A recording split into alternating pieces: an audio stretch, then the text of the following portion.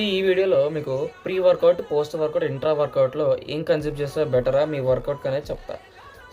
Pre వర్కౌట్‌లో మీరు ఒకటే గుర్తుపెట్టుకోండి, ఎనర్జీ రావాలి. వర్కౌట్ చేయడానికి ఎనర్జీ కావాలి. So you have to eat carbs. 60% carbs, 40% protein ఉండేలా చూసుకోండి మీ మీల్‌లో. అండ్ ఆల్సో కెఫెన్ కూడా ఇంక్లూడ్ చేసుకోండి, ఎందుకంటే కెఫెన్ వల్ల మీకు వర్కౌట్‌లో గుడ్ పంప్ ఉంటుంది. అండ్ ఆల్సో ఇంట్రా వర్కౌట్‌లో మీరు క్రియాటిన్ తీసుకోవచ్చు, వే ప్రోటీన్ తీసుకోవచ్చు, నో ప్రాబ్లం, ఏదైనా తీసుకోవచ్చు. అండ్ ఆల్సో పోస్ట్ వర్కౌట్లో మీరు ఎనర్జీ ఇక్కడ యూస్ చేసుకున్నాం కాబట్టి రికవర్ అవ్వడానికి మీకు ప్రోటీన్ కావాలి. 40% కార్బ్స్, 60% ప్రోటీన్ ఉండేలా చూసుకోండి. వర్కౌట్ చేసిన తర్వాత ప్రోటీన్ అబ్జర్ప్షన్ కొంచెం ఎక్కువ ఉంటుంది, ఎందుకంటే మజిల్ ప్రోటీన్ సింథసిస్ అనేది ఇక్కడ ఉంటుంది అనమాట. So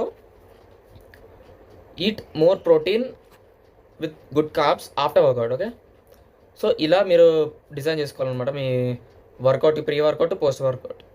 so hope this helps.